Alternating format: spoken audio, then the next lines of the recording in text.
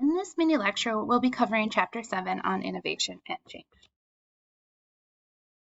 Here are the learning outcomes for this chapter. You may pause here to review them.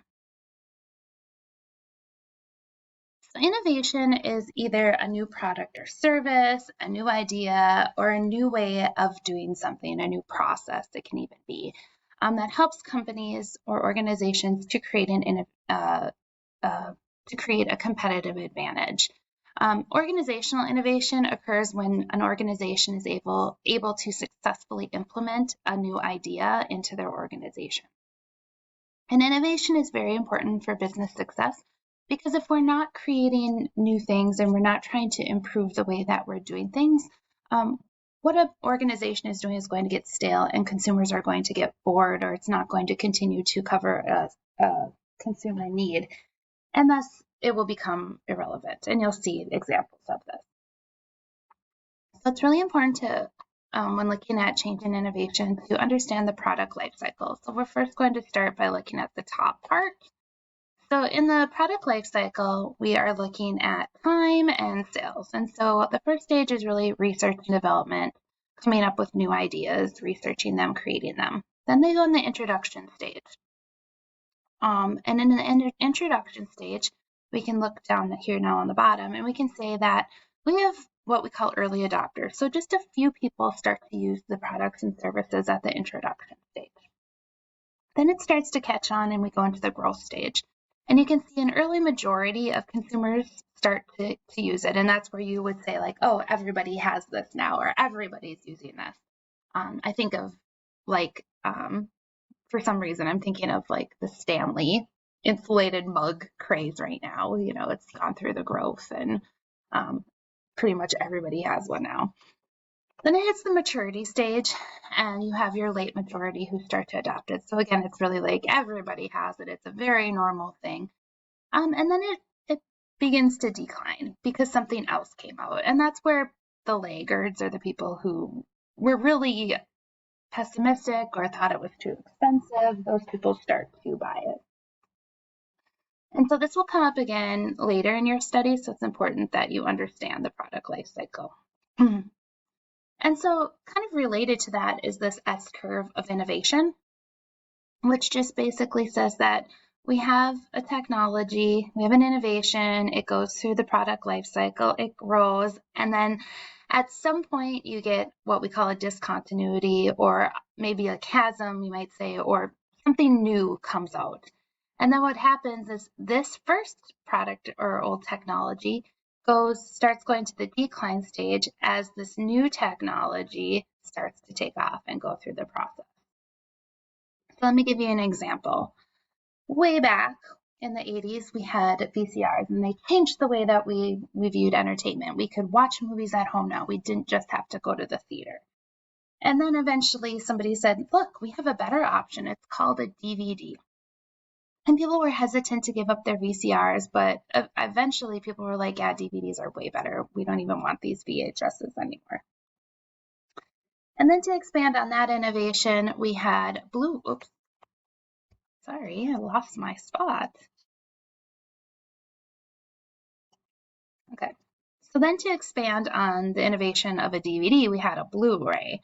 And a Blu-ray, was just a little bit of a better technology. And then all of a sudden, people were like, we don't even need DVDs anymore because we can stream everything.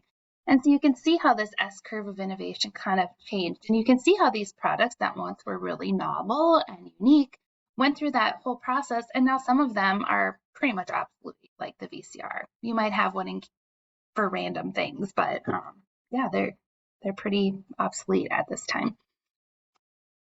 So it's important that we are able to manage innovation within our workplace. And one way to do that is to create work environments that allow for creativity. And so this is a culture in which workers perceive that new ideas are welcome, valued, and encouraged. For example, 3M gives people in research and development 15% of their time, or 1 day a week, to work on new innovations. In these cultures, failure is accepted. It's acknowledged that some things are going to work and some aren't. And so in order to create a creative work environment, you have to have organizational encouragement. from the organization and supervisors and work groups. You have to give people freedom to work on new things. You have to remove barriers, and you have to challenge people. And there are a lot of really great examples of companies who have done this very well. So there's kind of two types of innovation. There's the experiential approach, and in a lot of places you'll hear this called radical or semi-radical innovation. And this is when innovation occurs in a highly uncertain environment. You're taking much more risk. You're creating more products or services or processes that are completely different than anything we've ever done.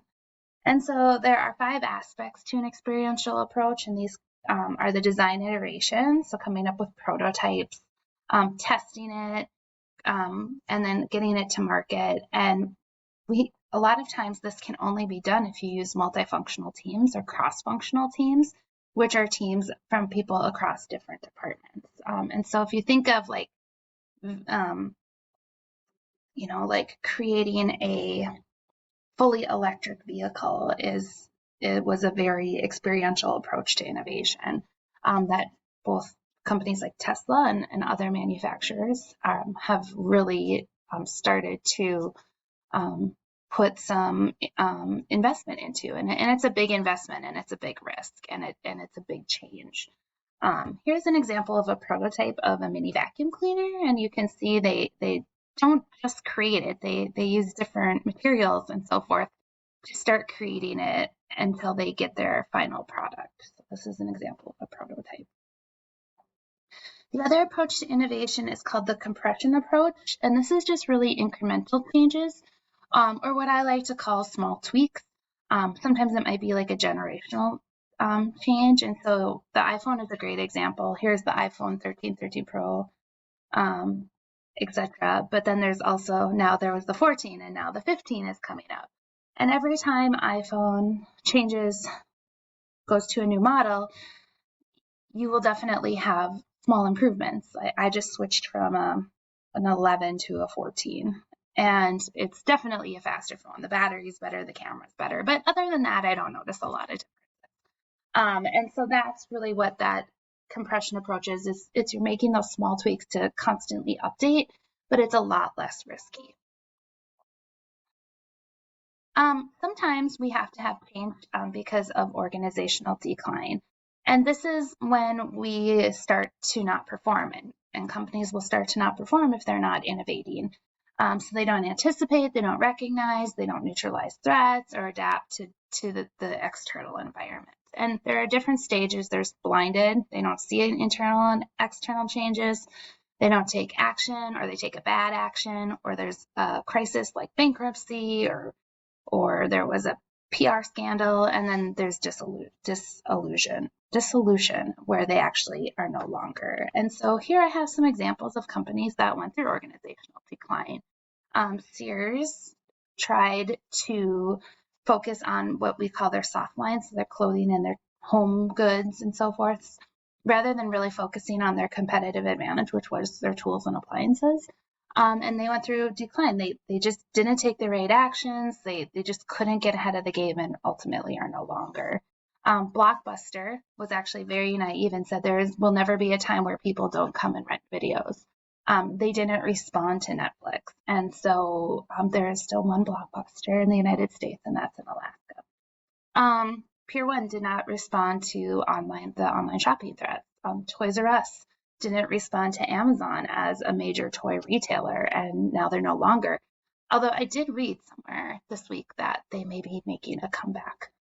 So these are all examples of companies that just didn't respond and didn't continue to innovate or didn't innovate correctly.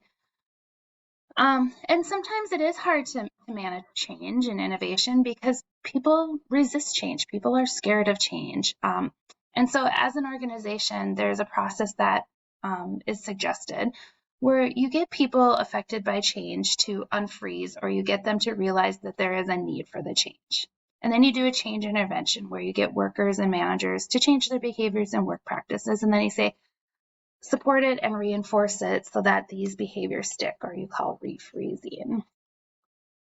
And ultimately, in order to address resistance to change, one of the best things you can do is have good communication, get employee buy-in, have employees participating and implementing the change, listening to them, offering managerial support. However, there will be times where you just can't get certain employees on board, or you can't get an organization to adopt an initiative. And then you have to say, look, you have to use cohesion and say, look, this is just something we're doing and you have to change. And that's like the last resort. You don't want to do that if you don't have to, but it is a necessary thing sometimes. So that is chapter 7.